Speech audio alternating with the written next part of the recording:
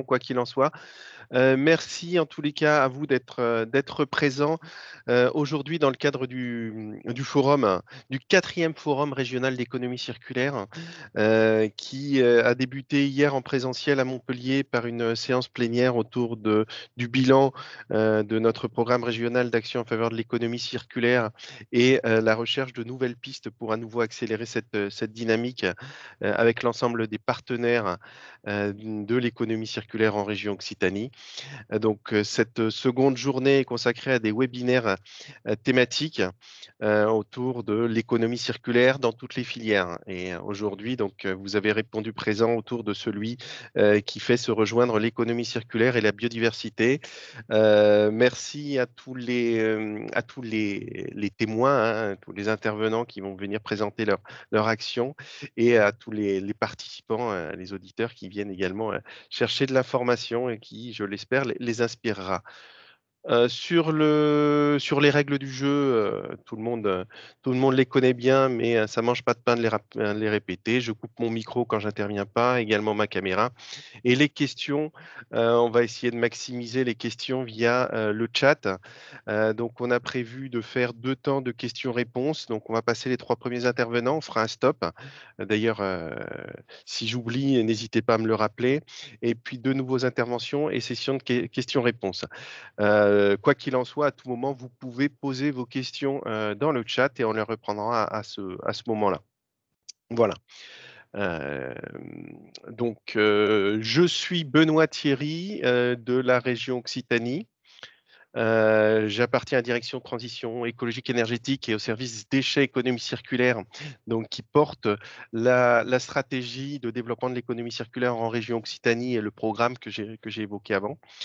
C'est moi qui vais animer ce webinaire.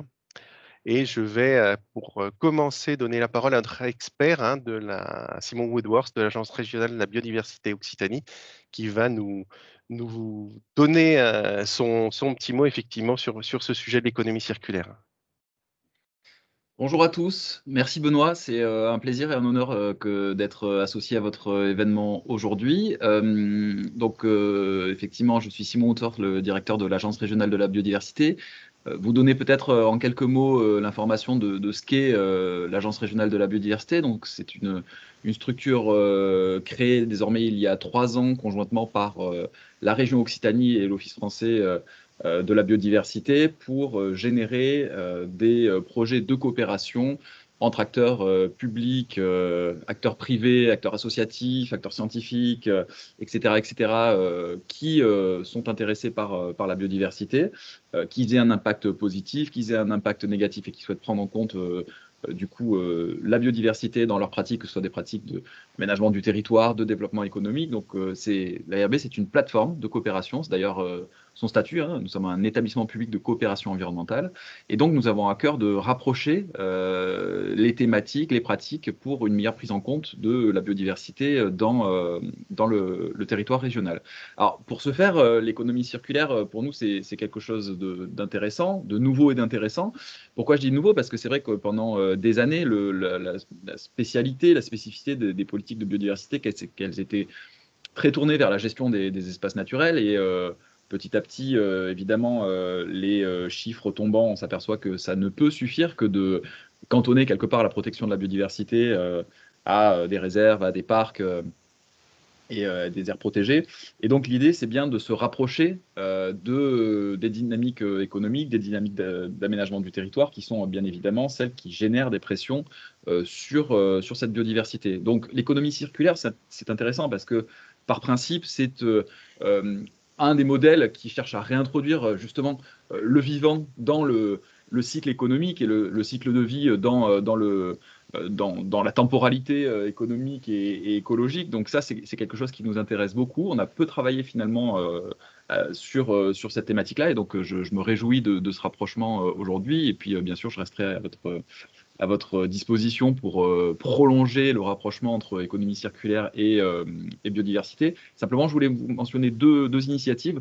On porte aujourd'hui à l'ARB une dynamique sur les entreprises et la biodiversité, qui, je pense, peut en intéresser certains d'entre vous. Le but étant de créer un groupe régional intéressé par le développement économique et la biodiversité qui, je pense, pourra peu ou prou recouper une partie de ce qu'on va traiter aujourd'hui, avec le cycle de vie notamment des produits et les modèles de production et de consommation de notre économie.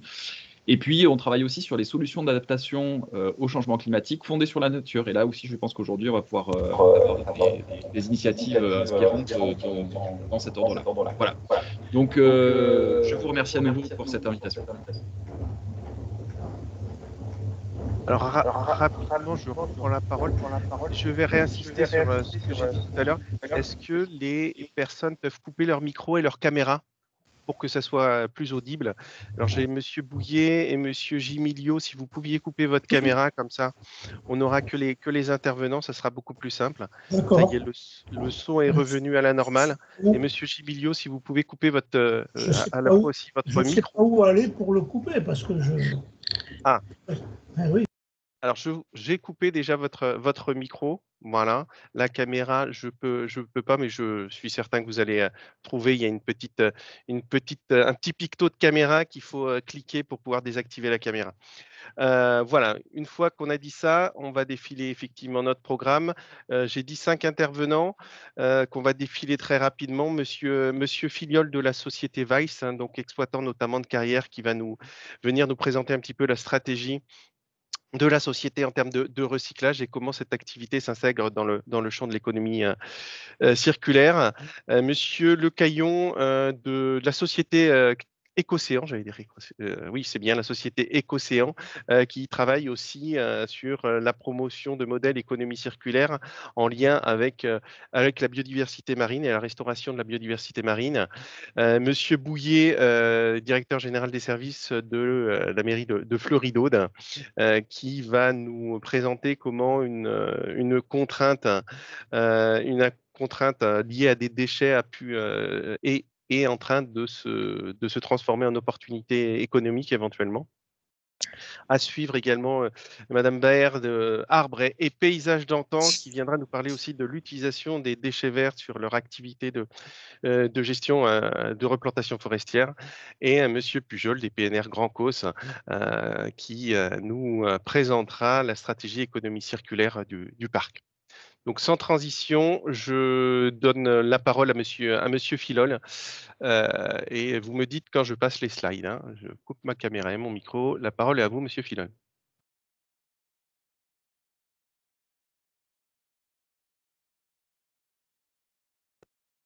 Vous avez perdu? Monsieur Filol? Est-ce que vous êtes là? Oui, il est là. Voilà. Allô? On vous écoute. Oui, on vous entend. C'est bon, merci.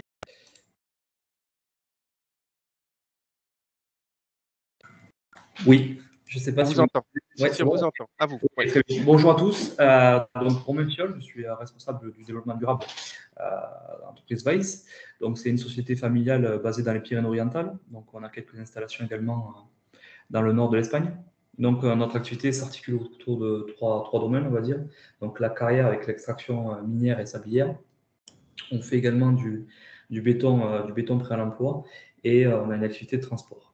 Donc, sur les valeurs ajoutées dans le secteur, on a un centre de recyclage de matériaux de déchets inertes et on a une installation de stockage de déchets inertes pour l'enfouissement de déchets que l'on ne peut pas valoriser. Voilà pour la présentation de l'entreprise.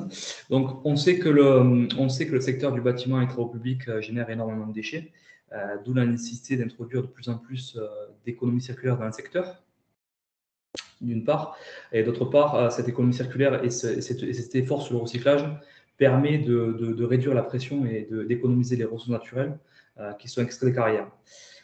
Donc, c'est très simple, hein. Le matériau qu'on extrait en carrière, il sert à construire du bâtiment ou du travaux public, et puis après, par vétusté ou par non-conformité, on va dire, on va être amené à les démolir, et ces déchets de démolition vont être recyclés pour reconstruire des nouvelles structures.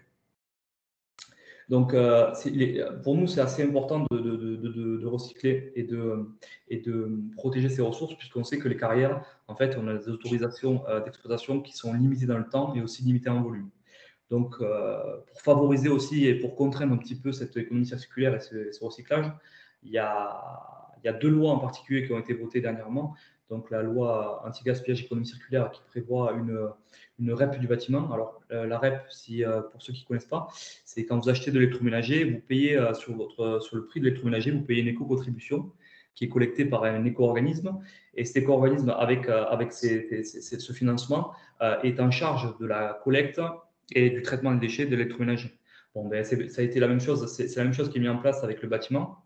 À partir de 2023, quand vous achèterez du béton ou du sable ou du caillou, il y a une petite somme qui sera en plus et qui servira à lutter d'une part contre les dépôts sauvages des déchets inertes et d'autre part à structurer la filière pour encore plus valoriser nos déchets.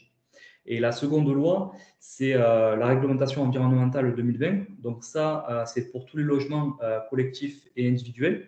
Donc c'est dans la continuité de la RT 2012, donc la réglementation thermique 2012.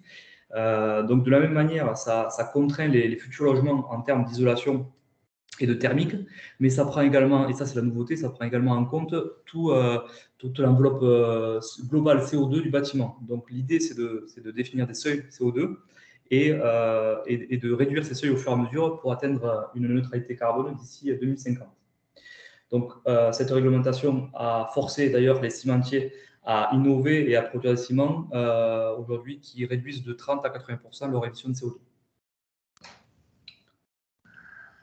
La slide suivante. Oui, merci. Alors voilà, ça c'est des exemples de déchets qu'on est amené à recevoir sur nos sites. On peut voir, donc il y a par exemple de la terre et des cailloux classiquement, il peut y avoir des gravats ou du béton, mais on a aussi, et ça c'est assez pénible encore, mais on peut recevoir des décharges qui sont polluées par du bois, du plastique ou du plâtre. Et là, on imagine bien qu'en fonction de la nature du déchet, ben, ça va être plus ou moins facile de le revaloriser. Et même des fois, si c'est trop sale, on va être obligé de l'enfouir. Et donc ça, aujourd'hui, on fait énormément de pédagogie auprès de nos clients pour leur expliquer que plus ils vont trier, au moins cher ça va leur coûter. Et derrière, ça sera plus facile et le taux de valorisation des déchets sera plus important. Donc voilà à quoi peut ressembler un atelier de recyclage sur nos installations. Donc en entrée, on va rentrer des déchets. On va les faire passer dans ce qu'on appelle un concasseur. Donc, ça va venir broyer les déchets au diamètre souhaité. Et derrière, on va pouvoir produire du sable, du gravillon ou du gravier pour pouvoir le réutiliser dans une nouvelle construction. Voilà, ça en est tout. Je ne sais pas s'il y a des questions ou si, comme a dit monsieur Thierry, on attend la fin. Voilà. Si je peux conclure votre propos, et vous me direz si je me trompe, mais effectivement, passer par ce recyclage des matériaux, maximiser les volumes de matériaux recyclés provenant de la démolition, que ce soit du bâtiment ou que ce soit des travaux publics. L'objectif, là, pour le faire rejoindre notre thématique du jour, c'est justement de moins consommer des matériaux nobles de carrière, et donc du coup, on épargne quand même du foncier et des espaces naturels en faisant ça. C'est bien ça. Tout à fait. C'est vrai que j'aurais dû peut-être un peu plus insister là-dessus.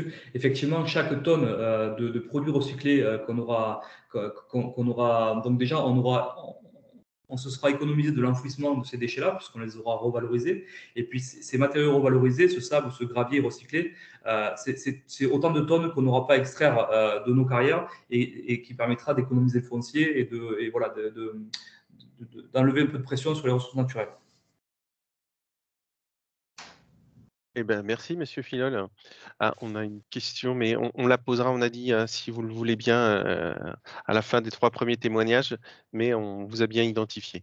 On passe au deuxième témoignage. Monsieur Lecaillon, de la société Écocéan.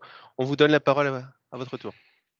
Oui, bonjour, merci Benoît. Donc, bonjour à tous merci de m'avoir invité à ce webinaire.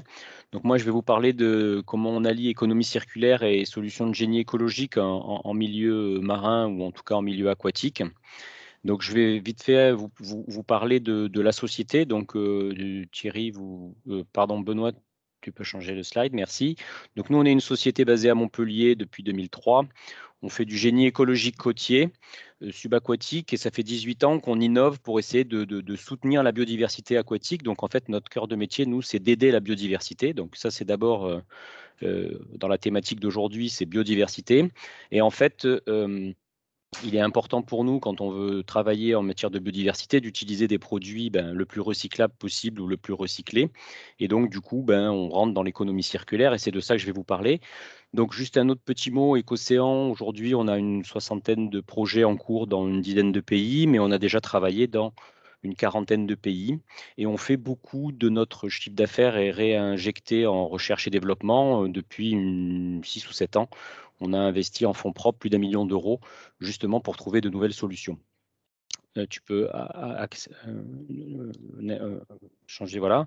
Et donc récemment et en 2021, on a obtenu le label Solar Impulse Efficient Solution, qui est une des 1000 solutions durables et rentables pour l'écosystème marin, ainsi que d'autres prix. Voilà. Donc en tout cas, on est bien identifié et bien reconnu dans ce domaine-là. Donc prochaine slide.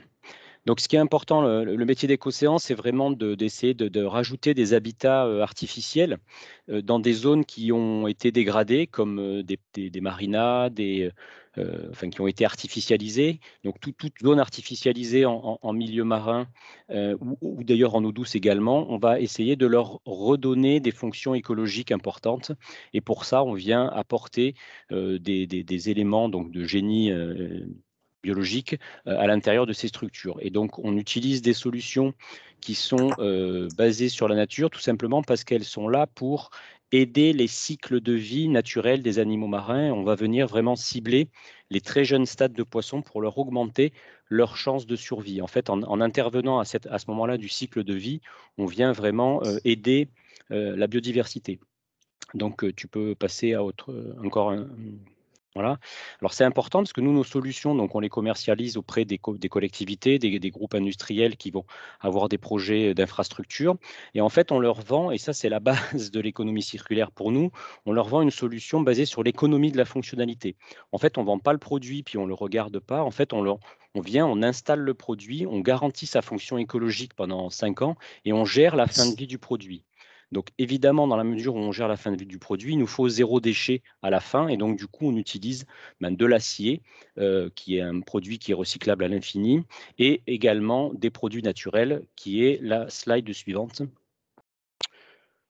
Voilà, donc de l'acier. Donc toutes nos cages, enfin toutes nos structures sont en acier et elles sont remplies en fait d'un noyau qui est de la coquille d'huître. Alors ça peut être de la coquille d'autre chose, mais en Méditerranée, on utilise la coquille d'huître parce qu'il y a une filière pour ça. On utilise les coquilles de la covède de Mèze. Et en fait, au sein de ces coquilles, va naturellement se développer un micro-écosystème. Donc de la vie va venir se mettre à l'intérieur de cette structure très complexe que sont les coquilles. Donc il va y avoir de la nourriture et les petits poissons ou les petits individus vont venir se nourrir autour de cette structure que sont les coquilles d'huîtres et ils vont être protégés des prédateurs, qui est le deuxième critère important d'une nurserie pour que ces petits individus puissent grandir puisqu'ils ne vont pas se faire manger par les prédateurs. Voilà, donc on utilise principalement de l'acier, on utilise de la coquille d'huître. Juste pour info, on utilise 20 tonnes de coquilles d'huître par an à peu près, donc c'est bien de la réutilisation de coproduits. On utilise également du bois. Et alors là, vous n'avez pas la slide qui vous montre à quoi ça ressemble, mais le bois, évidemment, il se fait manger enfin, il a une durée de vie limitée dans l'eau de mer, mais on a intégré ça et on utilise soit du robinier, qui est une essence invasive dans la région, mais également des déchets de la fabrication d'anches d'une société qui est à Cogolin, qui est de la canne de Provence. Donc voilà, on utilise aussi du bois. Et récemment, pour tout vous dire, on est en train ça c'est un projet de recherche, on utilise du laitier d'acéride convertisseur, qui est en fait un déchet de la fabrication de l'acier. Quand vous faites une tonne d'acier de fonte dans les hauts fourneaux, vous créez 200 kg de ces laitiers d'acéride convertisseur, qui est en fait une lave artificielle, qui est une roche très lourde. Et en fait, on réutilise cette roche dans des casiers, qui est la photo que vous voyez en bas à droite, qui vont nous servir, enfin on espère, si évidemment on passe toutes les étapes de la chimie et de l'efficacité écologique. C'est le cas du projet actuel qui est d'ailleurs financé dans le cadre d'Avenir Littoral par la région Occitanie. on veut probablement, enfin, on souhaite proposer des corps morts écologistes, des corps morts écologiques, des lestes qui vont permettre de favoriser la biodiversité. Donc il y a plusieurs millions de tonnes de ces laitiers d'acierie de convertisseurs, ne serait-ce qu'à Fos-sur-Mer. Donc dans toutes les aciéries du monde, il y a ce laitier qui est disponible et qui est aujourd'hui très peu valorisé en milieu marin. Donc l'objectif étant de le valoriser en milieu marin. Et pour terminer mon propos, pour dire la partie recherche et développement que l'on fait, on travaille aussi actuellement à essayer de valoriser le bisus de moule. Et donc là, on travaille avec la société Tarboriège qui est du côté de Frontignan pour essayer de voir si on arrive à valoriser ce produit pour en faire des habitats pour les poissons, et également avec la société Barba de Béziers, de la peau de thon. Donc, en fonction de la façon dont elle est tannée, on va réussir à la maintenir plus ou moins longtemps en eau de mer pour en faire des habitats un peu qui vont ressembler, on va dire, à des herbiers. Voilà, donc on est vraiment, pour terminer, sur de la valorisation de coproduits, et quand on vend une solution, on vend cette solution dans le cadre d'une économie de la fonctionnalité. Voilà, j'ai terminé. Merci Gilles, c'est très intéressant et très inspirant, je pense, et ça montre effectivement toute la dynamique qui existe en milieu maritime. Et ça fait une parfaite transition avec un autre sujet littoral. Et on va donner la parole à monsieur Bouillet de la commune de Fleury, justement, qui est confronté, lui, à un problème depuis de nombreuses années d'afflux massif de bois flotté sur ses côtes. Et du coup, qui doit apporter une réponse en termes de nettoyage et de nettoyage de ces côtes avec ces volumes de déchets dont il faut faire quelque chose et qui est une charge financière très importante pour la collectivité. À vous la parole, monsieur Bouillet. Le micro est fermé. Ah, on ne vous entend pas, monsieur Bouillet. Est-ce que vous m'entendez? Parfait. C'est bon? D'accord.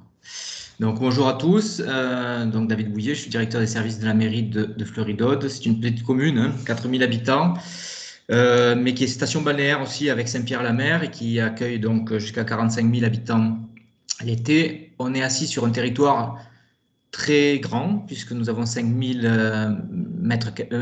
hectares sur notre superficie et nous avons 6 km de plage. On a une particularité, c'est que nous nous situons à l'embouchure du fleuve Aude et ce faisant, nous réceptionnons beaucoup d'embâcles qui sont transportés par le fleuve, par les coups de mer, par les mauvais temps. Et avec un coup de mer, avec un vent marin, tous ces bois aboutissent régulièrement sur nos plages. Pendant de nombreuses années, si vous pouvez passer là, voilà. Là, vous voyez sur cette diapositive, sur ce slide, vous voyez sur la droite de l'embouchure, c'est le département de l'Hérault, sur la gauche, c'est le département de l'Aude et c'est notre commune. Donc, avec la configuration de cette embouchure fait que le bois se déverse sur nos plages. Donc, on peut avoir jusqu'à 5000 mètres cubes de bois par an qui se déversent. Ça a été considéré pendant très longtemps comme étant un inconvénient majeur. Et sans piste d'exploitation, on a eu des attitudes sur la commune qui ont été des attitudes qui n'étaient pas très écologiques, ou plutôt même anti-écologiques, puisque pendant très longtemps, le traitement de ce bois a été brûlé, donc avec toutes les émanations toxiques qui pouvaient s'en suivre. Il y a eu des tentatives d'enfouissement et on se retrouve ensuite, il y a eu des réflexions sur le fait de les amener dans des centres de traitement de déchets inertes. Mais on se retrouve là au moment de Gloria, et en même temps au moment des élections municipales avec une nouvelle équipe municipale qui souhaite engager une démarche beaucoup plus écologique de ce traitement des déchets et donc une nouvelle réflexion sur ces déchets-là. Si vous voulez passer à la slide suivante, s'il vous plaît. Voilà, donc à partir de ce moment-là, il y a une réflexion a été faite. Si jusqu'alors l'objectif c'était d'avoir une plage qui soit un tapis de billard, ben le souhait de nouveaux élus, ça a été de considérer que la plage pouvait se satisfaire de certains, du bois flotté, en tout cas pour une certaine quantité du bois flotté, dans la mesure où ce bois flotté permettait de travailler sur d'autres actions, et notamment sur deux actions qui sont celles de la reconstitution du trait de côte et de l'érosion, puisque aujourd'hui on a un phénomène d'érosion qui se constitue avec des plages qui se réduisent. En laissant une certaine quantité de ce bois flotter sur les plages, bon, on réengraisse la plage, tout simplement, et on l'a fait pour la première fois. On commence à avoir des effets bénéfiques. Alors, on ne le fait pas tout seul, hein, on est accompagné pour ça. On est guidé notamment par le Parc naturel régional de la Narbonnaise, par le Conservatoire du littoral et la DDTM, qui nous épaule et qui nous guide pour savoir quels sont les bois, quelles sont les quantités de bois qu'on doit enlever, quelles sont les quantités de bois qu'on peut laisser, comment on peut les laisser, pour faire en sorte que cette plage se reconstitue. Pour le reste, on broie ce bois. Pour vous donner un ordre d'idée, le broyage qui a été intégral pour le bois de la tempête Gloria, il y en a eu donc pour 6000 mètres cubes de bois, ça nous a coûté 260 000 € pour le faire broyer. Alors nous avons été beaucoup aidés et au final la commune a déboursé que 40 000 €, mais c'est quand même 40 000 € et si c'est ça chaque année, ça va être compliqué. Donc il y a aussi un enjeu économique dans le sens de si on laisse du bois sur place, et c'est d'autant moins de bois qu'on aura à broyer. En tout cas, pour la partie que nous broyons aujourd'hui, cette pour partie de ce bois qui est broyé, on le réimplante sur les dunes pour également renforcer le cordon dunaire. Là aussi, après un an, on commence à avoir des résultats positifs avec une reconstitution du cordon dunaire. Voilà, donc pour ça, c'est très intéressant. Malgré tout, les quantités entrantes ne sont pas les mêmes que les quantités sortantes. Si vous voulez la slide suivante, s'il vous plaît. Voilà, voilà. Là, vous avez d'autres modes d'exploitation. Alors, vous voyez sur l'image que vous avez en haut à droite, vous voyez qu'on a maintenant un traitement différencié de la propreté des plages, où on voit qu'on laisse une partie des bois sur place. Et nous avons eu l'heureuse surprise de voir que les touristes ne s'en plaignaient pas. C'était assez heureux de voir qu'on n'a pas eu beaucoup de retours sur cette notion. Donc, la propreté des plages, c'était une idée que nous nous faisions quand nous disions que pour que ce soit propre, il fallait que la plage soit une plage, un tapis de billard. Donc, non, c'était faux. Les gens s'en accommodent et s'en satisfont pleinement. Vous voyez sur l'image sur la gauche, une autre utilisation de notre broyat. On s'en sert pour faire des aménagements urbains, notamment des aménagements là c'est un rond-point. Et vous avez bien évidemment tout en bas la réutilisation plutôt sur l'ordre artistique, phénomène de mode en tout cas, une réutilisation de ce bois pour de la constitution de mobilier. En tout cas, ce qui est certain, c'est que malgré tout, et je reviens là-dessus, si vous voulez la slide suivante, voilà, aujourd'hui malgré tout, même si on a des pistes et qu'on commence à exploiter ce bois, ces quantités de bois flottés, même si nous sommes satisfaits de cet impact environnemental et de cette facilité à intégrer dans la conscience collective ces attitudes, cette politique, cette stratégie, malgré tout, les quantités entrantes ne sont pas identiques aux quantités sortantes. Et nous nous retrouvons malgré tout à avoir du stock de bois broyé. Et aujourd'hui, c'est un problème pour nous. C'est un problème pour nous et nous sommes en train de chercher des solutions. Ce bois est difficilement exploitable en termes pour être brûlé parce qu'il contient forcément du sel et que en l'état en tout cas, c'est pas exploitable pour du bois de chauffage. Nous le laissons se lessiver pour l'instant sur des parcelles. Et nous faisons des analyses au fur et à mesure pour voir comment il évolue, comment la salinité évolue et à partir de quel moment on pourra réexploiter ce bois dans des filières économiques. En tout cas, voilà, aujourd'hui on est en phase de transition, on est au milieu du chemin. Voilà, j'espère avoir été clair. Je vous remercie. Eh ben, merci, monsieur Bouillet, pour pour ce témoignage très, très enrichissant. Moi, j'aurais des questions si personne n'en a, mais je vais déjà donner la parole. On avait dit qu'on faisait un temps d'échange. Après le troisième témoignage, vous avez eu donc un Carrier qui est venu présenter son engagement pour le recyclage, Monsieur Le Caillon qui est venu présenter un petit peu une solution innovante en termes de restauration de la biodiversité en milieu marin, et Monsieur Bouillet qui nous a expliqué comment il est en train de transformer l'essai entre une charge et une difficulté liée à ces dépôts de bois flottés et la structuration en devenir, on espère, d'une filière de valorisation. Donc, qui a des questions? Alors, j'ai pas de questions dans le chat, mais il y a une personne avait levé la main tout à l'heure. Je n'ai pas noté le nom, mais allez-y. C'est Oui, Nicolas. bonjour. Nicolas, à toi. Renaud Guillemin, Société Colas. Je suis chef de service économie circulaire.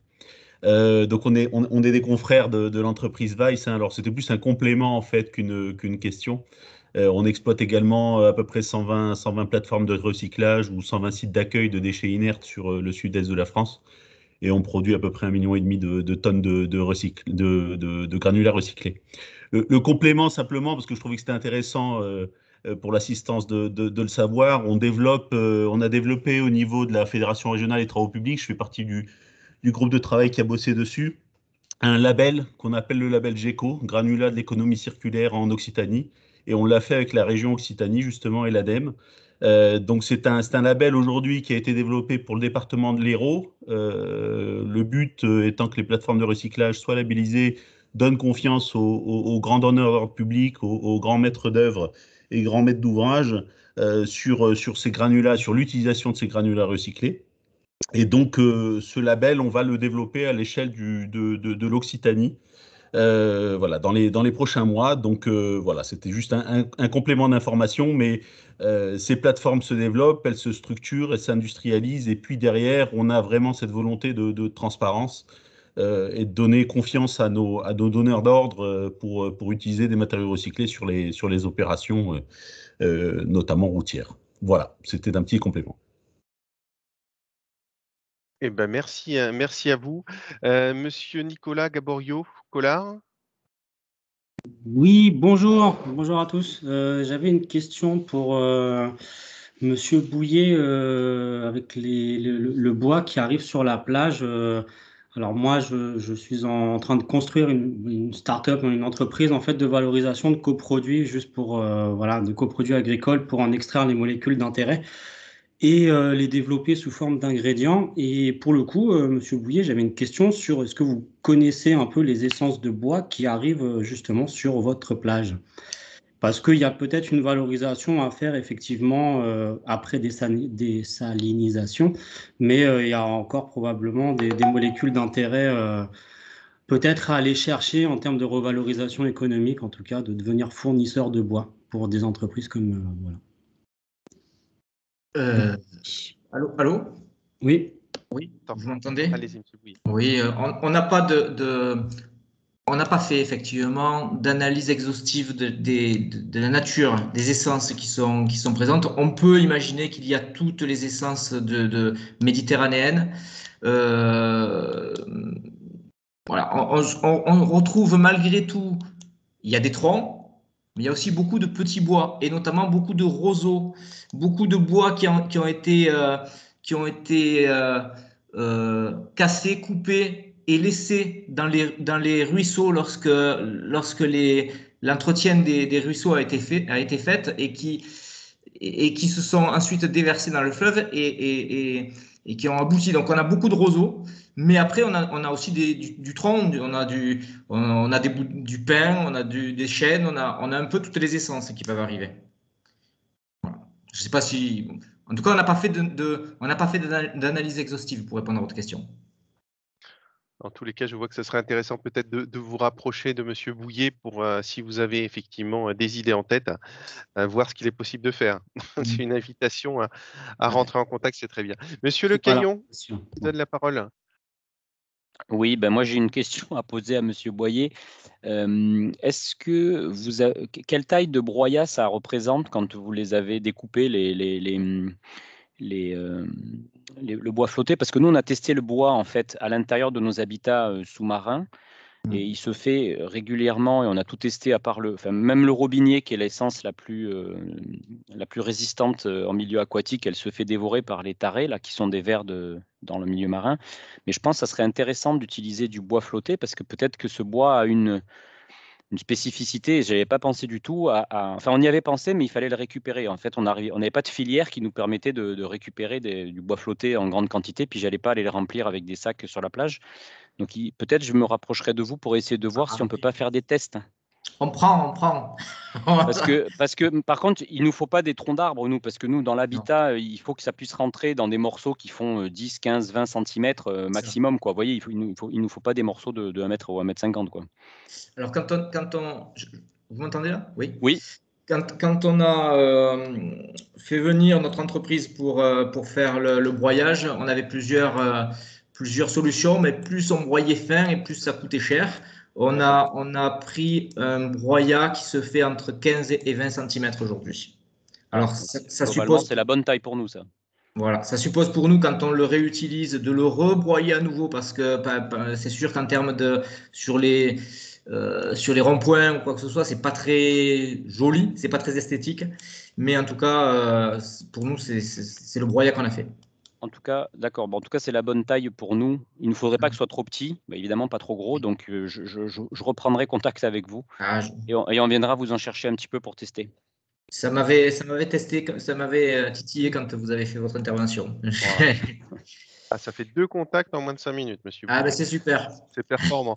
Monsieur Gimilio, on vous passe la parole. À vous.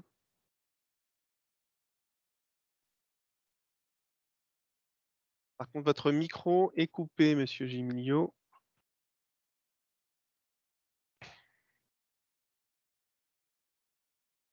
Hop.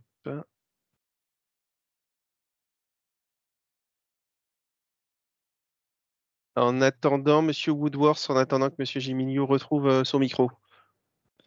Merci Benoît. Oui, peut-être une première série de commentaires sur les 3 premières présentations là, qui ont été réalisées, parce que c'est en interaction forte avec toutes les problématiques que l'on traite effectivement dans la préservation de la biodiversité. D'abord, à travers la première présentation du collègue Carrier de la société Vice, peut-être pour dire qu'on est sur un champ qui est assez proche de tout ce qu'on essaye de promouvoir en matière d'anticipation des impacts sur la biodiversité. Effectivement, le mot a été posé tout à l'heure, c'est l'économie aussi par rapport au foncier.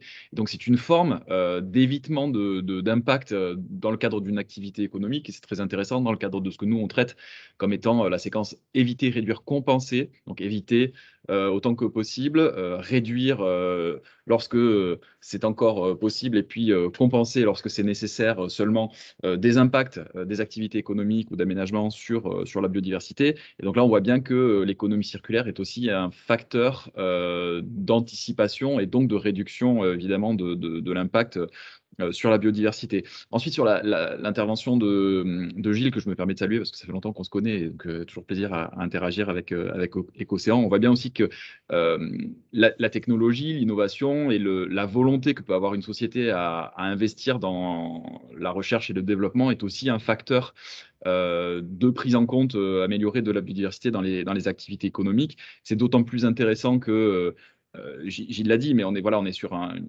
aspect maritime où le génie écologique est en développement, et qu'Océan est un de fer de lance de ce développement du génie écologique en mer, et c'est particulièrement satisfaisant à voir quand c'est une entreprise basée en Occitanie et qui depuis longtemps désormais développe cette expertise au sein de la région comme bien au-delà, et ça a été mentionné dans 40 pays. Et c'est intéressant, d'autant plus que désormais, on travaille beaucoup en matière de biodiversité, désormais à un concept qui est la trame marine. Voilà, on a beaucoup parlé de trame verte et bleue, c'est-à-dire les grandes continuités écologiques sur le territoire terrestre, continental, que ce soit les trames vertes, arborées, arbustives ou bleues à travers la continuité des rivières et cours d'eau. Désormais, on travaille beaucoup aussi sur le concept de trame marine, et donc comment, par de la protection ou de la restauration, et donc là on est peut-être un peu plus dans le cadre à la fois de la restauration aussi de certains milieux, ou en tout cas la préservation à long terme de certains milieux par des solutions d'innovation, et ben on va être en capacité par de l'intervention humaine de préserver certaines fonctions écologiques des espaces marins. Donc ça c'est très intéressant. Puis dernière chose sur la présentation de la ville de Fleury, là on voit bien qu'on est dans le cadre encore d'autres choses, mais qui est aussi très lié à toutes les politiques de préservation de la biodiversité, c'est le changement de regard. Et ce que nous, on appelle les changements transformateurs, c'est-à-dire comment, à travers l'appréhension différente de certains paysages, de certaines pratiques, et ben, finalement, on accepte le changement et ce changement devient même fondateur. Et on voit bien que voilà, dans le contact qui a été fait là aujourd'hui, bah, ces changements transformateurs, ils sont aussi générateurs de solutions d'innovation. Et donc, voilà, tout ceci est un système qui s'auto-nourrit. C'est très intéressant. On voit aussi que ça sert à la lutte contre l'érosion, et c'est aussi quelque chose d'assez fondamental en région Occitanie. Donc, voilà, très intéressant tout ça. C'était mon petit commentaire à l'issue de ces 3 premières présentations. Merci Simon. Et on a retrouvé Monsieur Gimilio. Oui, j'ai dû réinitialiser ma connexion. On vous entend en tous les cas. On vous donne la parole, à vous. Alors, concernant les bois flottés, on peut proposer à l'usine de méthanisation de Montpellier ou à toute usine qui traite les biodéchets d'utiliser du bois broyé pour structurer les futurs digestats qui sont soumis soit à la méthanisation, soit au compostage. C'est une piste. Voilà. Merci. Oui, ben, on retient, mais effectivement, la spécificité quand même de ce bois flotté, c'est la forte charge en sel, comme l'a évoqué Monsieur Bouillet, et qui peut poser des problèmes en termes de process de compostage et de digestion dans les méthaniseurs. Mais on se renseignera quand même, et Monsieur Bouillet, vous pouvez le noter aussi, je pense, cette remarque. Vous avez dans l'Aude, près de Narbonne, un laboratoire de recherche du CNRS ou de l'INRA, pardon, qui travaille sur les processus de méthanisation. Voilà, je vous suggère le contact. Je prends toutes vos informations. Merci beaucoup. Merci à vous, Monsieur Gimilio. Est-ce qu'il y a d'autres questions? Gilles Le Caillon, la main est levée également. J'ai relevé la main si c'est possible. J'avais une question pour le monsieur qui a la carrière là du côté de Perpignan. Est-ce que le sable qui est fait à partir du broyage justement de ces matériaux de construction, il est de même valeur que le sable qu'on extrait dans les carrières ou en mer? Est-ce qu'il arrive à être de la même catégorie? Non, on va pouvoir l'utiliser dans certains cas et pas dans d'autres. Effectivement, il n'a pas les mêmes propriétés physiques et chimiques que le sable alluvionnaire, on va dire. D'accord. Après, je rebondis là-dessus, Monsieur Filol. Vous avez, avec la société Weiss, développé du béton 100% recyclé, je crois. Donc, Oui, qui tout à montre fait. le champ du possible. Si vous pouvez nous toucher un petit mot aussi justement de cette initiative. Oui, tout à fait. En partenariat avec le conseil départemental des Pyrénées-Orientales et l'entreprise Eurovia, on a réalisé des tests de dalles béton routière et de GBA. Donc, c'est des bordures extrudées, c'est des bordures béton que vous pouvez voir au bord des routes, qui ont été réalisées à partir de granulats 100% recyclés et d'eau 100% recyclée. Donc, on a fait des échantillons, des éprouvettes qu'on a envoyées au laboratoire au LERM pour valider nos bétons. Et on a reçu les résultats. On arrive sur des propriétés de compression et de durabilité équivalentes ou presque équivalentes à du béton avec du granulat naturel. Bon, aujourd'hui, la norme ne nous permet pas de réaliser ce genre de béton puisque la norme ne permet pas d'introduire autant de granulats recyclés. Mais bon, voilà, on a voulu à travers ces essais montrer que c'était possible, montrer qu'on savait faire et que les matériaux recyclés n'étaient pas moins bons que les matériaux naturels. Donc là, on attend parce qu'il y avait un projet national qui s'appelle Recibéton qui déjà mettait un peu sur le rail l'utilisation de granulats recyclés pour le béton. Et l'idée, c'était de faire de la continuité avec ce projet et de montrer que c'était possible. Donc on attend une évolution de la norme et en tout cas, on a montré que voilà, on savait faire. Eh ben, merci à tout le monde pour ces premiers échanges très, très enrichissants. On va passer à la deuxième partie du webinaire. Et là, du coup, je vais donner la parole à Madame Baer de l'association Arbres et Paysages d'Autan en Haute-Garonne. À vous, Madame Baer. Oui, bonjour. à tous. Ah, je branche ma caméra. Voilà, vous me voyez? Quand on vous voit, c'est parfait. C'est parfait. Alors, moi, je vais vous parler des déchets verts, ce qu'on appelle déchets verts, donc le broyat, notamment le broyat de branche, donc qui est produit, c'est vrai, dans pas mal lors de la taille des haies, des arbres, et qu'on retrouve encore aujourd'hui beaucoup en déchetterie ou encore en brûlage. Donc, voilà, c'est encore une ressource, alors que nous, on considère comme ressource, une ressource qui est encore considérée comme un déchet. Et donc, je vais vous montrer justement ce qu'on peut en faire localement.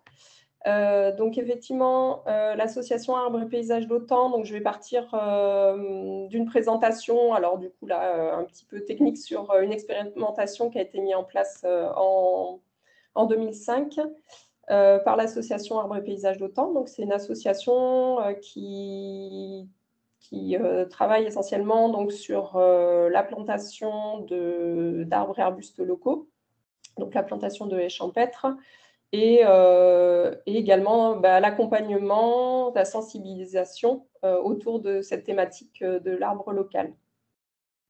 Donc, comme vous le savez, c'est vrai que tout ce qui est plantation, pour qu'une bonne plantation fonctionne bien, on conseille de mettre en place un paillage. Donc, ce paillage, c'est vrai que en 2005 notamment, c'était pratiquement en paillage de haies, c'était uniquement du plastique.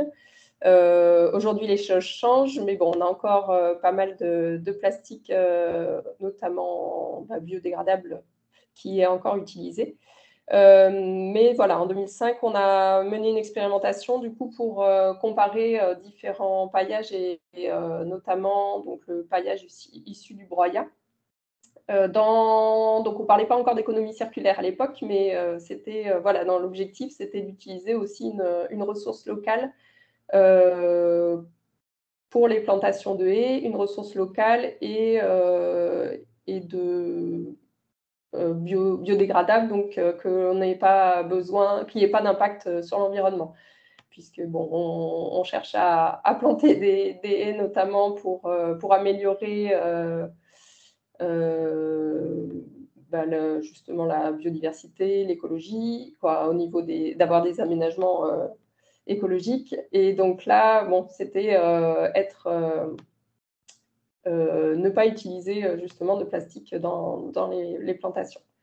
Donc, cette expérimentation a été menée avec plusieurs différentes modalités de paillage. Donc là, vous l'avez sur l'image, donc plastique, copeaux, dalles, feutre, et bien sûr, il y avait un témoin. Donc,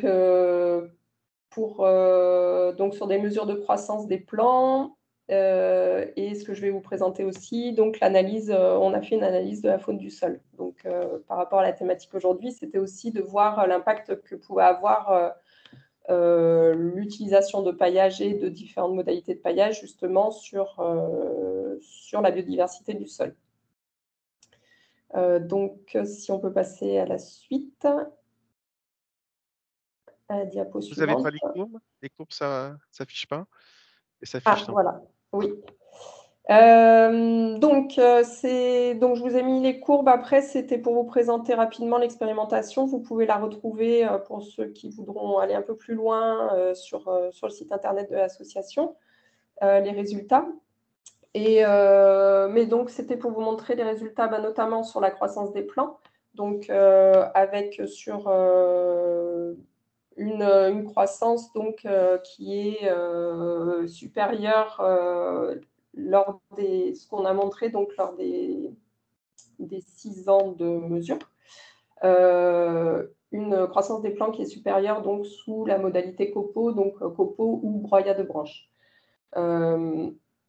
Par rapport aux autres modalités, et cela dès la 5e année.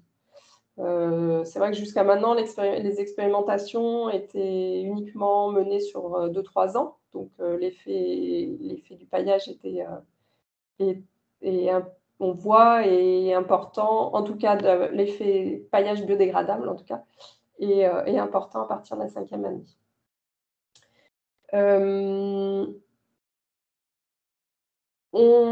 Sur la faune du sol, donc diapo suivante. Donc l'idée de l'expérimentation, c'était de montrer aussi l'importance du paillage sur la croissance des arbres en général. Donc cette expérimentation nous sert vraiment pour la sensibilisation, notamment auprès des collectivités, sur justement l'utilisation du paillage dans les aménagements. Il y a la plantation de haies en milieu agricole, mais il y a également tout ce qui est aménagement, on va dire des espaces verts en général. Et donc, ça nous permet également de pouvoir argumenter sur l'intérêt de mettre en place un paillage et, qui plus est, un paillage biodégradable. Donc, j'ai la diapo suivante. Moi, je n'ai pas l'écran. Vous n'avez pas la slide sur la faune du sol? Non. Ah mince. Du coup, Moi, je l'ai, ça m'embête. Est-ce que les auditeurs l'ont ou pas? Oui, nous on la voit bien, la faune, la slide sur la faune du sol. Ah, ok. Bon, du coup, c'est mon Désolé. écran qui a dû friser. Donc, ce que vous voyez, c'est donc les mesures. Ce qui nous intéressait aussi, c'était de montrer l'impact que ça pouvait avoir sur le sol, puisque il y a toute cette biodiversité qui est aussi qui commence à être un peu connue et qui est importante dans le fonctionnement du sol pour avoir un sol en bonne santé. Et notamment, qui dit sol en bonne santé, justement, des arbres en bonne santé également. Donc, on a mené des analyses sur toutes les petites bêtes que l'on trouve dans le sol. Donc, avec des résultats très intéressants, avec une abondance vraiment supérieure tous les individus qu'on trouvait dans le sol. Avec aussi donc ces résultats nous ont permis du coup d'essayer de développer le projet. C'est pas développé depuis. C'est vrai que depuis le début de l'association, on utilise le broyat en plantation de haies. Mais c'est vrai que c'est un bon appui, cette expérimentation, un bon appui pour argumenter sur l'utilisation. Donc là, je vous ai montré quelques photos justement de plantation, de haies champêtres ou de haies en aménagement. La partie importante, il y a tout on parle d'économie circulaire, il y a tout un réseau justement local à mettre en place. Donc, on a commencé à le mettre en place sur le secteur en Haute-Garonne, donc avec les collectivités ou également avec les entreprises de paysage qui effectuent du coup les entretiens d'espaces verts, de jardins, d'alignement d'arbres, et qui utilisent des broyeurs. Donc, on est là sur un déchet qui devient ressource, on va dire, et qui est réutilisé localement, on va dire même très, très localement, notamment dans les collectivités qui maintenant, celles qui s'équipent d'un broyeur, vont broyer leurs propres branches et pouvoir le réutiliser sur leurs espaces verts.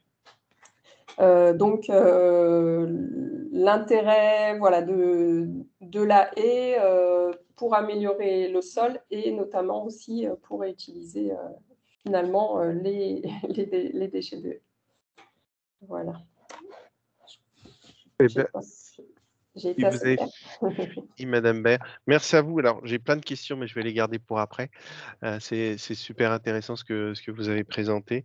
Je propose qu'on bascule sur la dernière intervention et on posera toute notre batterie de questions. Restez avec nous, Madame Baer. Ne partez pas. Je reste là. Monsieur Pujol, si vous êtes avec nous, on vous donne la parole maintenant pour nous présenter ce que le PNR des grands causes conduit en termes de stratégie économie circulaire. Et pour ma part, je sais que c'est assez foisonnant en termes de démarches et de projets de votre côté. On vous écoute. Oui, bonjour à tous et merci de nous donner la possibilité d'intervenir aujourd'hui. Donc, quelques mots pour présenter le territoire. Donc, le PNR des Grands Cosses a été créé en 1995. Je suis, pour ma part, directeur général adjoint de cette structure en charge notamment du pôle développement territorial.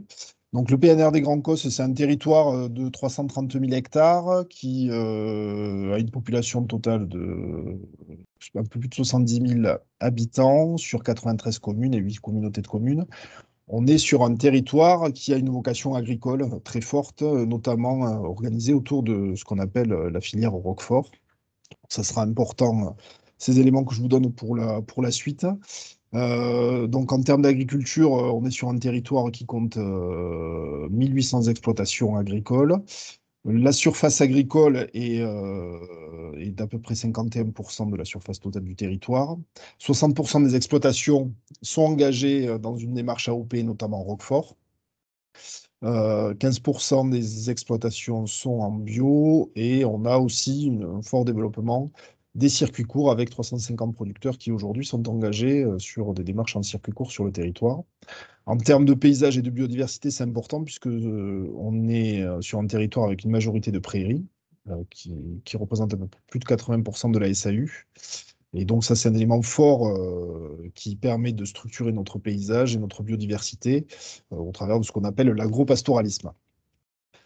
Le PNR des Grands Cosses est porteur d'un certain nombre de documents stratégiques. C'est ce qui lui donne la possibilité d'intervenir aussi sur ces actions en termes d'économie circulaire. Donc, en termes de planification, que ce soit au travers de la charte du parc naturel régional. Le parc est également porteur du SCOT sur son territoire et du PCAET.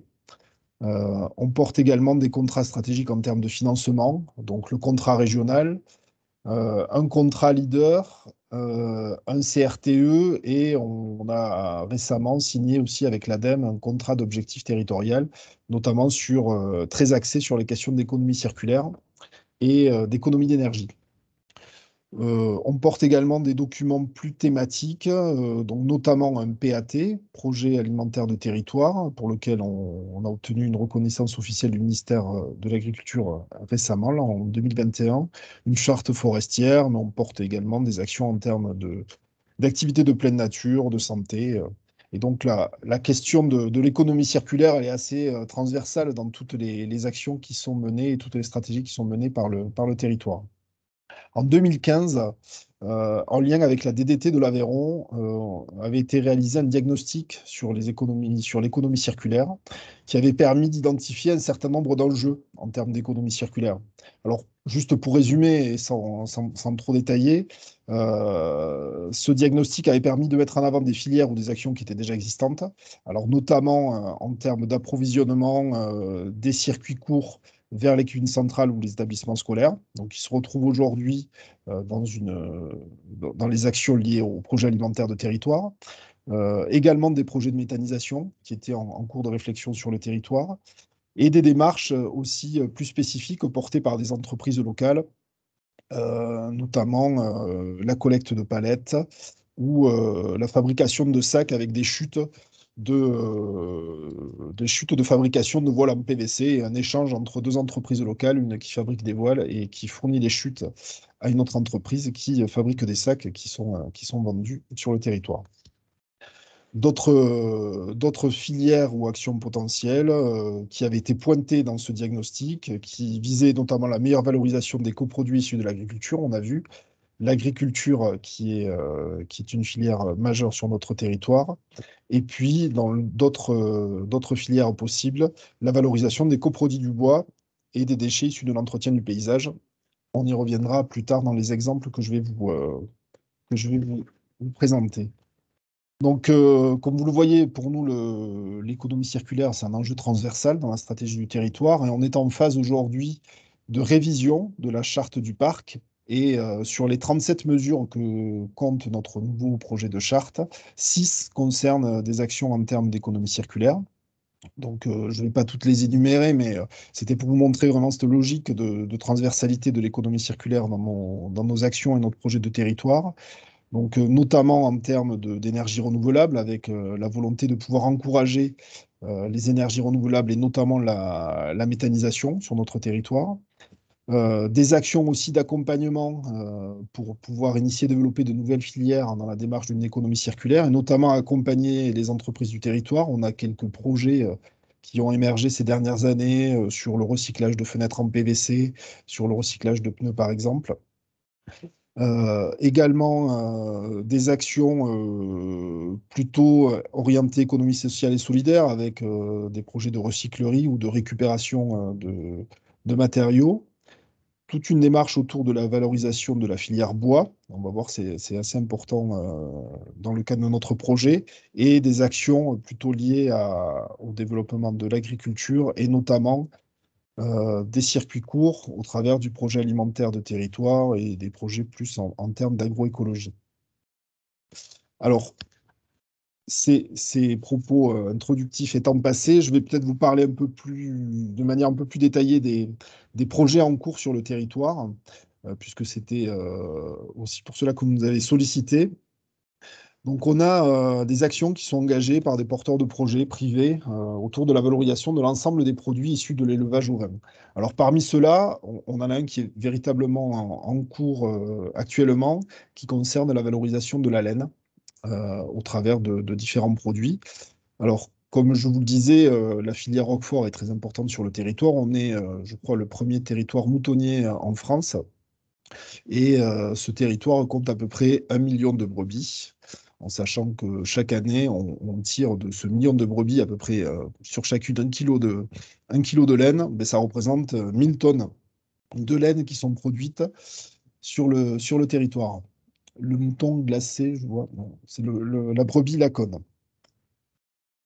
Aujourd'hui, cette laine, elle n'est pas du tout valorisée. Elle n'est pas du tout valorisée et elle représente même une charge pour les éleveurs qui font tondre leurs brebis, une charge qui s'élève à peu près à 2 à 3 euros par brebis au moment de la période de la tonte. Et de la même manière, la laine n'est pas du tout valorisée. Aujourd'hui, c'est un déchet. Donc voilà. Cette problématique, elle se pose à l'échelle du territoire sur deux aspects. Le premier, c'est comment on peut neutraliser le coût pour les éleveurs et éventuellement en faire un axe de profit. Et le deuxième, c'est comment on peut redonner vie à cette laine issue de l'élevage local.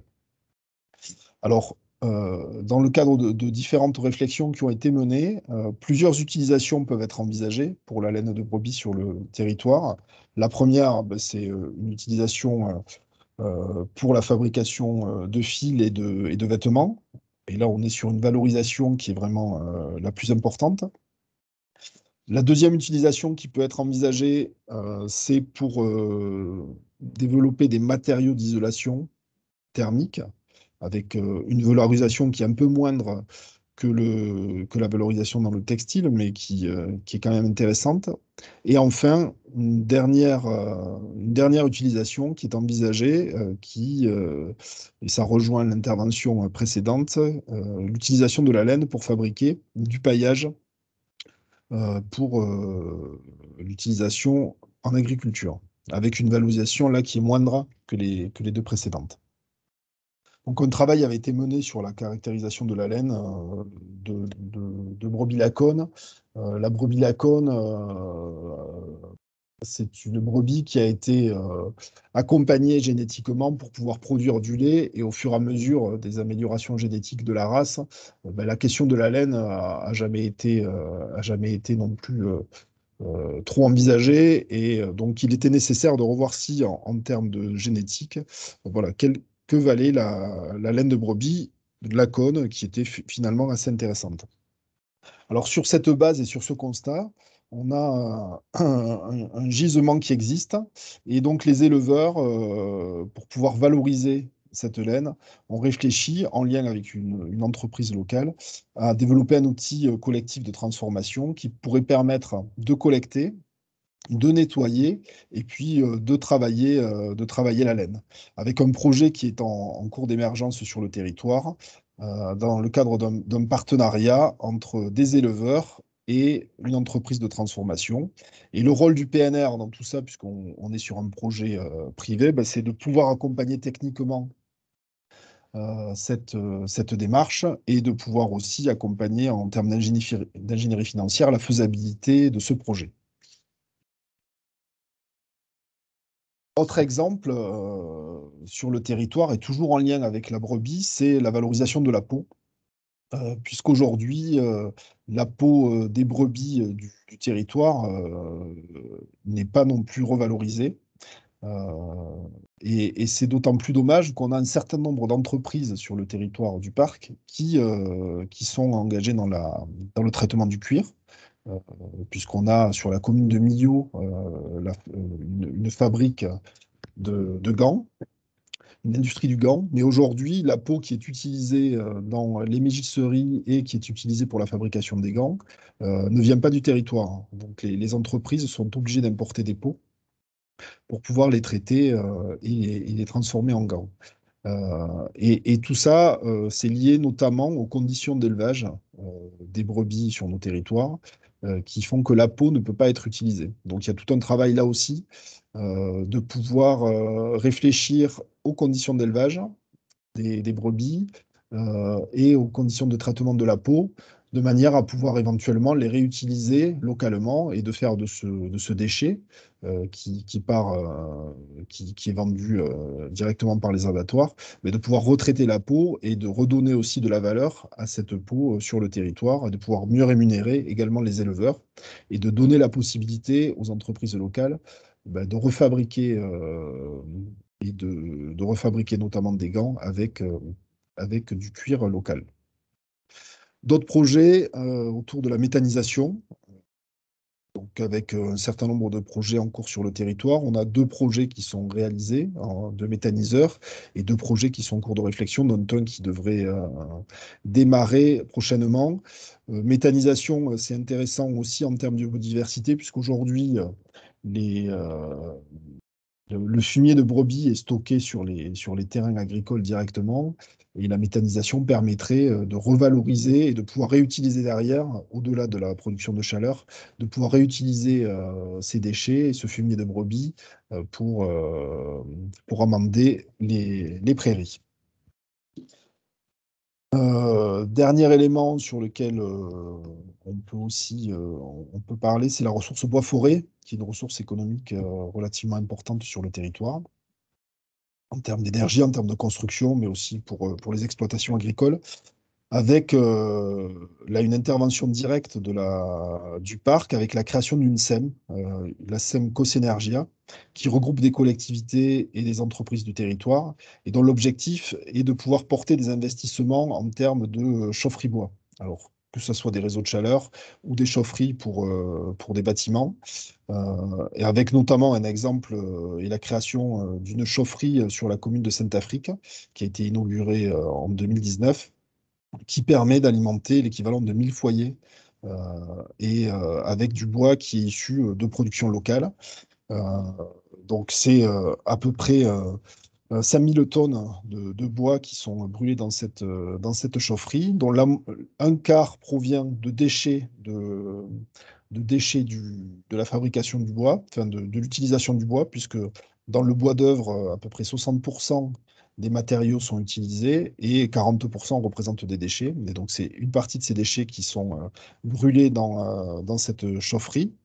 Un quart qui provient du recyclage aussi de bois du territoire, et notamment du recyclage de palettes, qui sont des bois qui ne peuvent pas être réutilisés, donc ils sont broyés et brûlés dans cette chaufferie. Et puis 50% à peu près qui correspond à des coupes d'éclaircies qui permettent notamment d'entretenir les paysages du territoire. Et donc les entreprises qui utilisent ce bois qui a été abattu pour éclaircir, pour les paysages, qui sont donc transformées en plaquettes et brûlées dans ces chaufferies. Et donc cette SEM a été créée justement pour pouvoir permettre aux collectivités de pouvoir investir avec une SEM qui investit à la place des collectivités. Et dans les entreprises qui participent à cette SEM, on a notamment 4 entreprises locales qui valorisent le bois. Donc, juste pour conclure, l'économie circulaire, donc on le voit, c'est une démarche transversale pour le territoire du parc des Grands Cosses. Et ça s'inscrit dans un écosystème assez global, hein, qui soit économique, social, sociétal. Et ce qu'on se dit en termes d'économie circulaire sur notre territoire, c'est que le volume n'est pas une fin en soi. Quand on parlait de la laine notamment, il faut savoir que les 1000 tonnes de laine qui peuvent être valorisées sur le territoire, ben, en termes d'isolation thermique, ça ne représente pas énormément non plus de bâtiments. Mais ce qui est important, c'est de retravailler sur des filières plus locales et de pouvoir du coup valoriser ces déchets qu'on produisait sur le territoire et leur redonner une deuxième vie et valoriser aussi en termes économiques et social l'élevage qui est notre première richesse. Eh ben merci beaucoup, Monsieur Pujol. C'était très intéressant et très très très clair effectivement, à la fois la stratégie et puis les exemples très concrets. C'est le moment de passer la parole à tout le monde pour les remarques ou questionnements complémentaires sur ces 2 interventions, à la fois de Madame Baer et de Monsieur Pujol. Et déjà une première chose qui est remontée dans la discussion, hein, dans le chat, c'est une demande d'échantillon de laine de la part de Monsieur Gaborio-Collard. Il est sur tous les fronts, c'est très bien.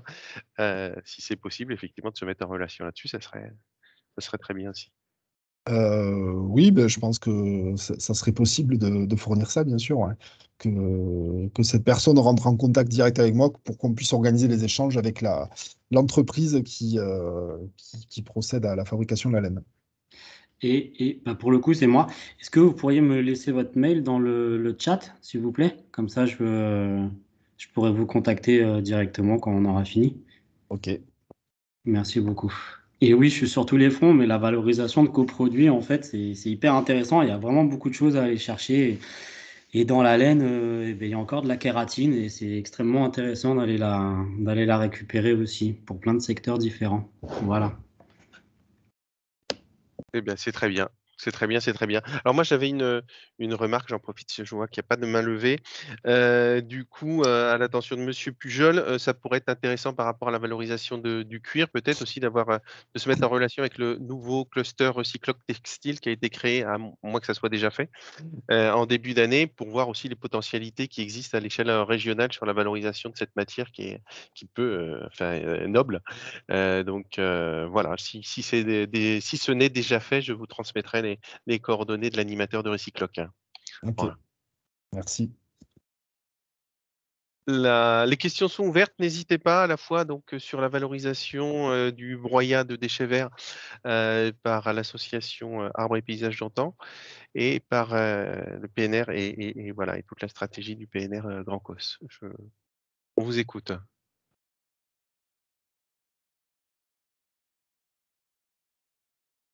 Bon, faute de questions, peut-être Simon, si tu as des commentaires, des remarques à faire sur ces 2 présentations, on t'écoute. Oui, oui.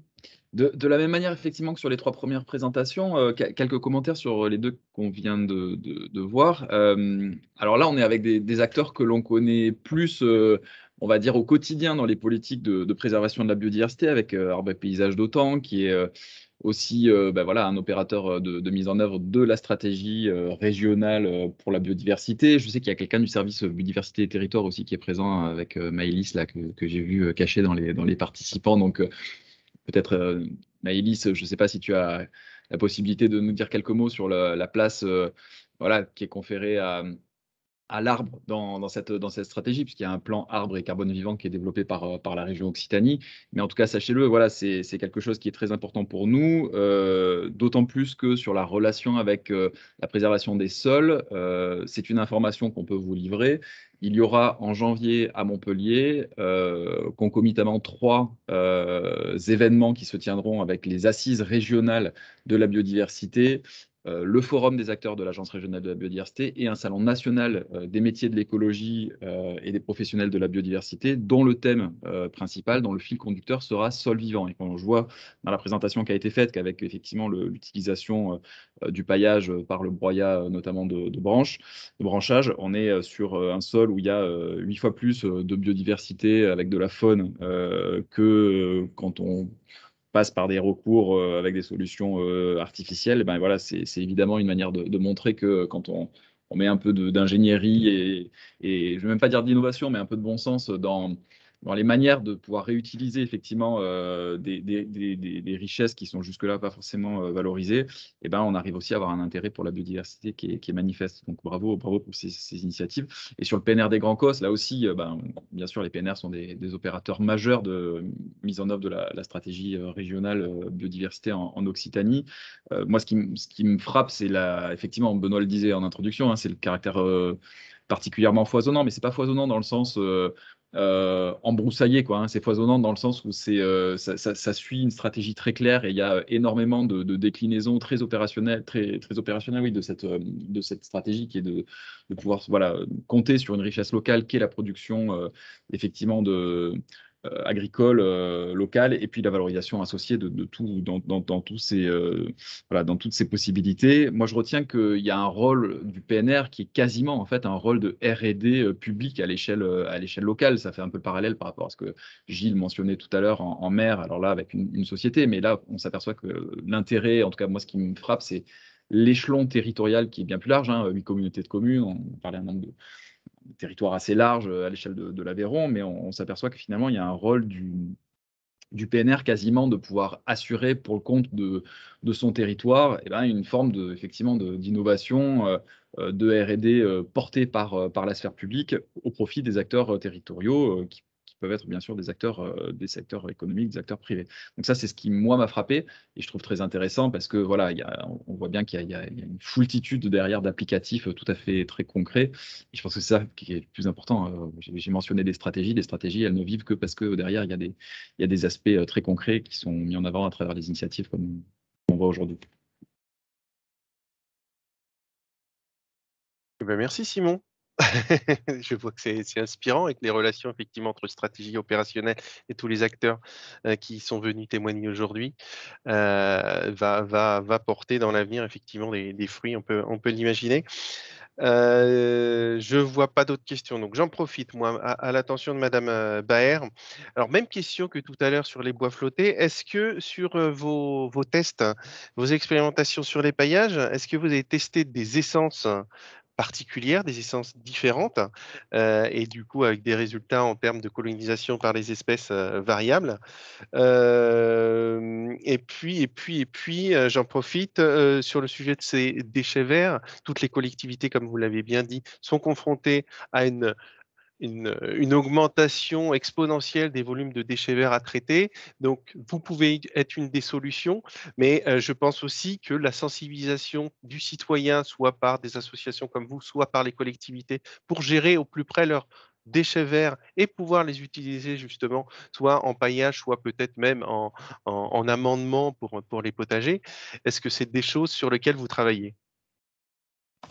Oui, alors pour répondre donc aux deux questions, donc la première, malheureusement, quand on a mis en place l'expérimentation, on a la modalité broyat, on l'a faite qu'avec une seule essence. Donc là, c'était d'ailleurs principalement du broyat de feuillus, platane sur les expérimentations. Et donc, ça serait faire une suite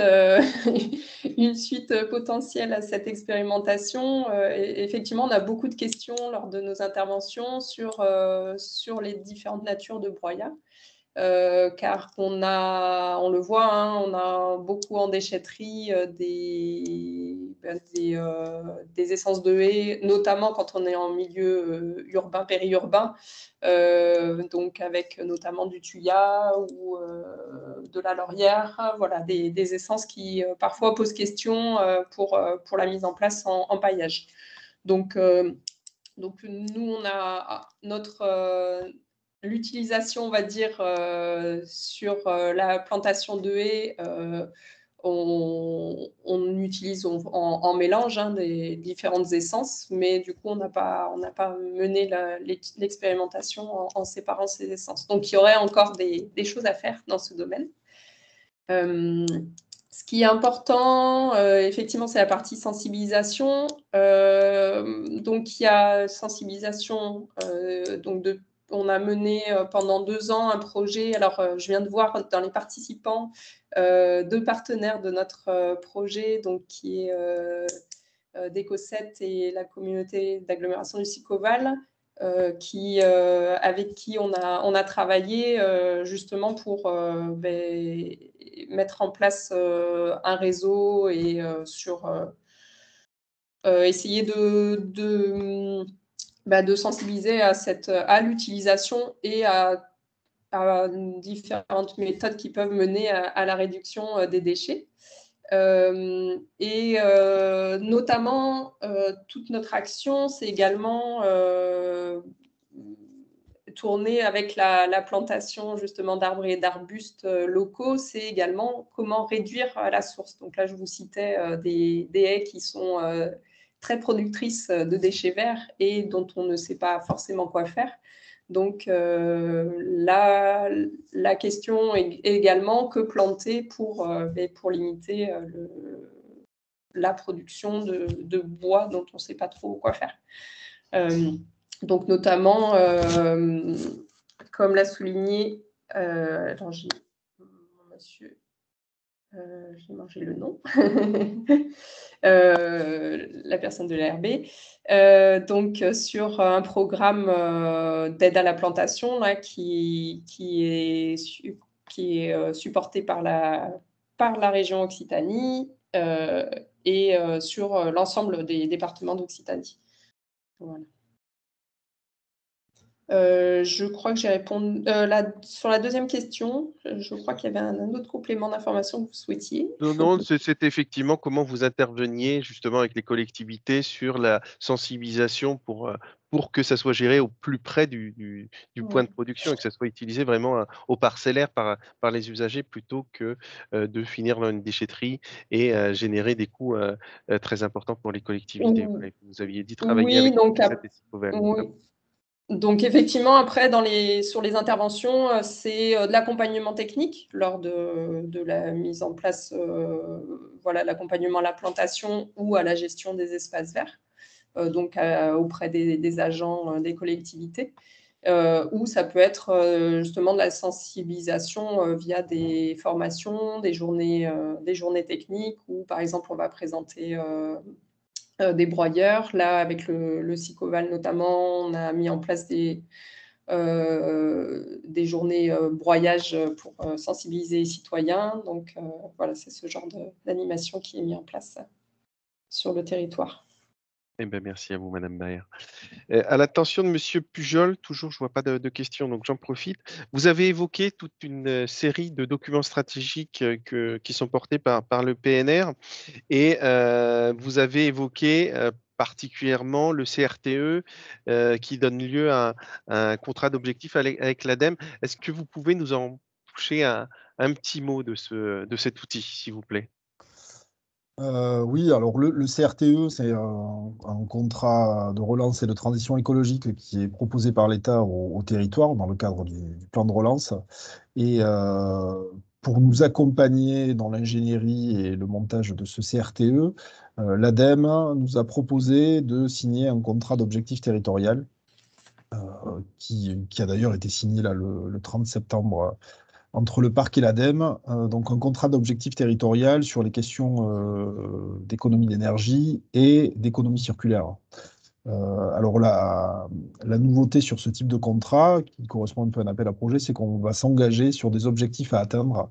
Et l'ADEME va pouvoir nous accompagner en termes d'ingénierie, donc la structure porteuse, le syndicat mixte du parc des Grands Causses, mais également les collectivités du territoire qui ont la compétence en termes de déchets, en matière de déchets, vont pouvoir nous accompagner dans la mise en œuvre des différents processus qu'on a pu évoquer. Et donc, ce COT ADEME, là, qui est signé pour une durée de 3 ans, c'est relativement important puisque ça va permettre de pouvoir financer des actions d'ingénierie et aussi peut-être quelques petites actions d'investissement à hauteur de près de 400 000 euros qui pourront être apportés au territoire dans le cadre de la réalisation de ces objectifs. Alors, on est aujourd'hui en train justement de définir avec l'ADEME quels sont les objectifs qu'on doit atteindre et en lien avec les collectivités, notamment en termes d'économie circulaire. Et c'est un travail qui va démarrer avec un collègue qui est dans notre équipe, là, qui va prendre en charge ce dossier. Mais on est vraiment au démarrage, là, pour l'instant. Je ne sais pas si j'ai répondu à la question, mais... Alors, pour moi, vous avez parfaitement répondu à la question, c'est très intéressant et ça me permet aussi de rebondir sur l'accès à des aides financières possibles aussi côté région, que ce soit via une entrée service de la biodiversité ou mon propre service déchets économie circulaire. Au-delà de l'ADEME, il y a effectivement des possibilités pour donner un coup de pouce sur ces projets d'économie circulaire qui nécessitent effectivement parfois à la fois de l'ingénierie et puis des investissements. Et c'est vrai qu'il y a des possibilités de mobiliser des aides également côté région. Donc, n'hésitez pas, vous au PNR et vous auditeurs sur vos propres projets, à nous solliciter en cas de beaux projets sur cette question-là. Si on est à peu près dans le timing, il est midi. Alors, une dernière petite slide où j'ai essayé de resynthétiser un petit peu par rapport à la boucle de l'économie circulaire que vous connaissez certainement très bien entre le niveau gestion des déchets, la transformation du modèle économique et le changement de comportement, un petit peu les témoignages qui ont été faits ce matin. Donc, avec la réutilisation de déchets bois flottés par la ville de Fleury pour la restructuration dunaire et du paillage au sol, arbres et paysages également dans ce domaine-là. Société Weiss nous a mentionné effectivement son engagement dans le but de réduire sa ponction sur les matières premières de milieu naturel. Et puis après, le PNR Grand Cos qui facilite aussi, alors je ne sais pas, le terme n'est pas forcément ressorti dans vos propos, Monsieur Pujol, mais la mise en relation entre des acteurs sur un coproduit ou sur de la matière qui peut être considérée comme un déchet avec un autre acteur qui va réussir à en sortir un intérêt économique. Pour nous, on appelle ça de l'écologie industrielle et territoriale. Donc, je l'ai mis ici sur la boucle vertueuse, mais en tous les cas, qu'il faut comprendre, effectivement, c'est bien de l'économie circulaire, toute la dynamique que vous êtes en train de conduire sur votre territoire, et tant mieux. Et Ecocéan, effectivement, qui nous a évoqué à la fois de la réutilisation des coquilles dans ces bio-huttes et également donc son modèle de service qu'il commercialise autour de l'économie de la fonctionnalité. On ne vend plus effectivement un objet, mais on vend un service. Et donc ça, c'est un nouveau modèle qui prend sa part complètement dans le développement de l'économie circulaire également. Voilà pour moi. Il me reste à vous remercier tous témoins et auditeurs de votre présence. Je suis très content des contacts qui ont pu être établis dès aujourd'hui, mais j'espère effectivement que ça ouvrira sur tout plein d'autres collaborations. Ce webinaire a normalement été enregistré et vous pourrez le retrouver sur la chaîne YouTube de Cyclope et le diffuser à l'envi à des personnes qui vous sembleraient intéressant. Il y a d'autres webinaires encore cet après-midi. Je ne vais pas vous faire la liste, mais vous retrouverez également sur Cyclope, tout le programme de cet après-midi. N'hésitez pas à vous joindre à ces webinaires. Et je vais laisser le mot de la fin à Monsieur Woodworth sur ce webinaire. Merci Benoît, merci à toutes ces intervenants qui ont montré des initiatives très intéressantes. Moi, je retiens une chose, je suis directeur d'un établissement public qui cherche à faire de la coopération entre des initiatives publiques, des initiatives privées, des initiatives économiques, des initiatives territoriales. Et moi, ce qui m'intéresse le plus dans tout ce que j'ai vu aujourd'hui, c'est qu'on retrouve bien cet esprit-là, c'est-à-dire une trajectoire qui est celle de réduire au maximum notre empreinte écologique dans le cadre des activités, que ce soit des activités effectivement de production, d'aménagement, d'extraction, on peut mettre beaucoup de choses là-dedans, ou aussi dans la gestion des services publics et donc la gestion aussi territoriale.